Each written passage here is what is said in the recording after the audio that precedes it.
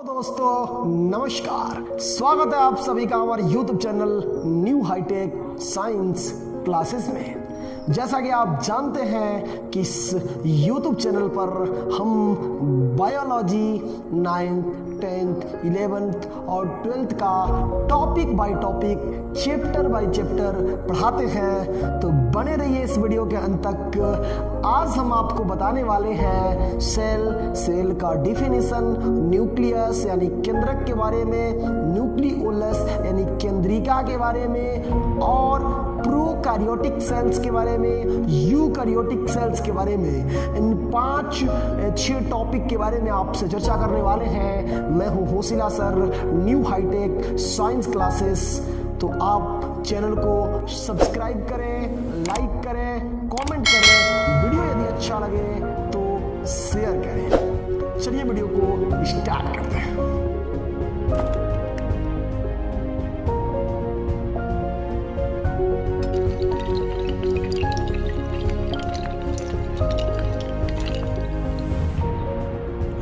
बात करें यदि कोशिका का, तो कोशिका का डिफिनीशन होता है कि कोशिका हमारे जीवन की आधारभूत क्रियात्मक एवं संरचनात्मक इकाई है, जिसके संगठन से हमारे शरीर का निर्माण होता है। जैसे कि आप जानते हैं कि एक मकान जो होता है वो ईंट से मिलकर के बना होता है।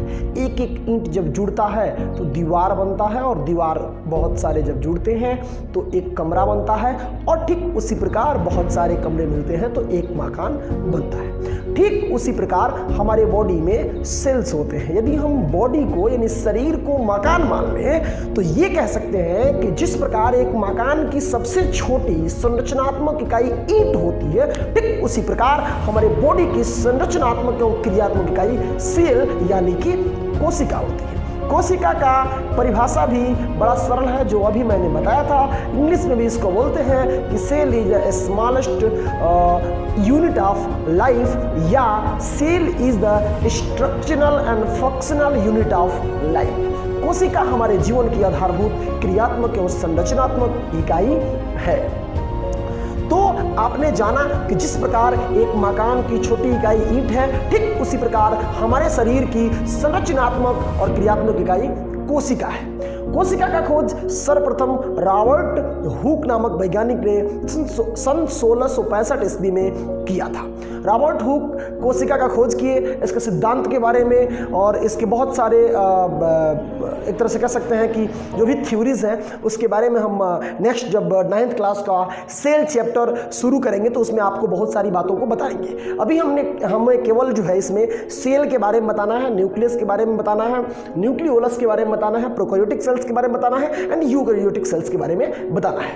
तो आपने जाना कोशिका किसे कहते हैं और कोशिका का खोज कितने सन में किसने किया था। तो रॉबर्ट हुक ने सन 1665 ईस्वी में किया था।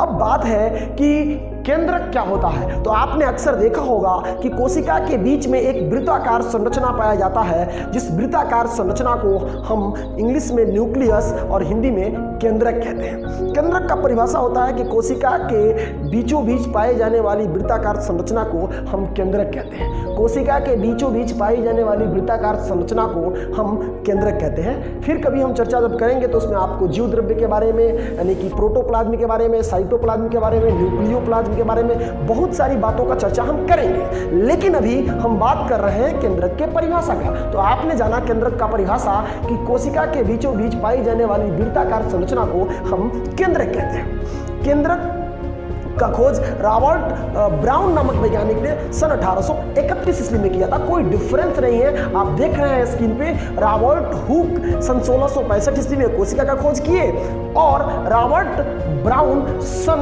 1831 ईस्वी में केंद्रक का खोज किए। थोड़ा सा डिफरेंस है, Robert Hooke and Robert Brown सन 1665 एंड सन 1831। अब बात है कि हम कोशिका के बारे में जान गए, केंद्रक के बारे में जान गए, लेकिन बार बार एक शब्द आता है केंद्रिका, न्यूक्लियोलस। आपने देखा होगा अक्सर कि कोशिका के बीच में तो वृत्ताकार संरचना केंद्रक होता है, लेकिन उस केंद्रक के बीच में भी एक बिंदुनुमा संरचना होता है।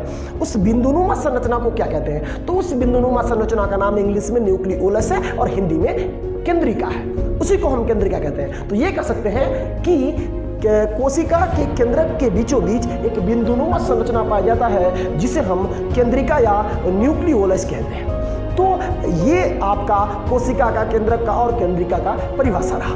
अब हम बात करते हैं कि प्रोकैरियोटिक सेल किसे कहते हैं एंड यूकैरियोटिक सेल किसे कहते हैं। तो अभी आपने जाना कोशिका, केंद्रक और एक तरह से कह सकते हैं कि केंद्रिका के बारे में। प्रोकैरियोटिक, यूकैरियोटिक कोशिका की यदि बात करें तो आप देखते हैं कि कोशिकाओं के अंदर जो है सेल्स ऑर्गन पाए जाते हैं, कोशिका के अंग पाए जाते हैं, जैसे कि माइटोकॉन्ड्रिया हो गया, एंडोप्लाज्मिक रेटिकुलम हो गया, लाइसोसोम हो गया, लैनकाय जिसको हिंदी में हम बोलते हैं, मीजोजोम्स हो गया, आपका क्रोमोसोम हो गया, राइबोसोम, बहुत सारे सेल्स ऑर्गन हैं जो एक कोशिका के अंदर पाए जाते हैं।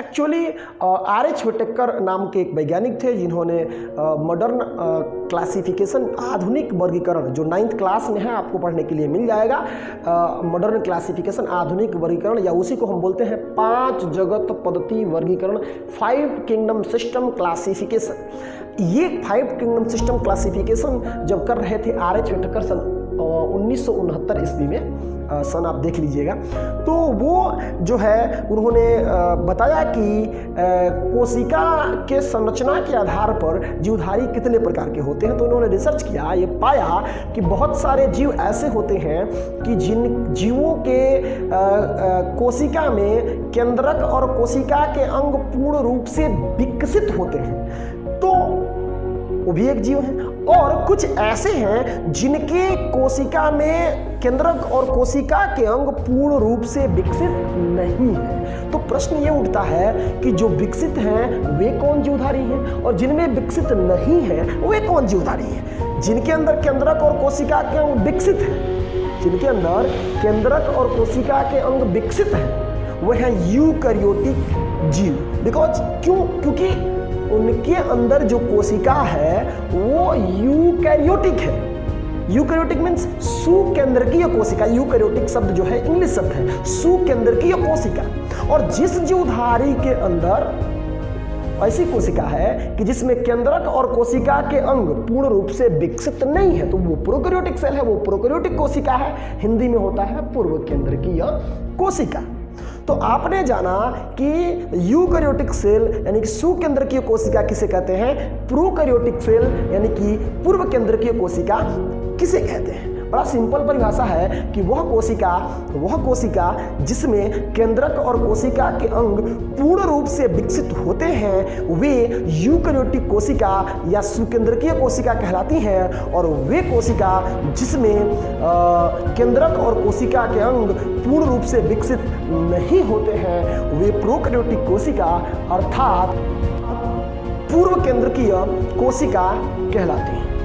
ये रहा प्रोकैरियोटिक और यूकैरियोटिक सेल का डिफिनीशन। तो इस वीडियो में सिर्फ इतना ही। मिलते हैं आपको अगले वीडियो में, तब तक के लिए आपको बहुत बहुत धन्यवाद। आप चैनल पे यदि नए हैं तो चैनल को सब्सक्राइब कीजिए, बेल आइकन को दबाना न भूलें, लाइक करें, कमेंट करें, वीडियो अच्छा लगे तो दोस्तों में शेयर करें। मैं हूं Hoshila sir. New hi tech science classes को इतना प्यार देने के लिए आपको तहे दिल से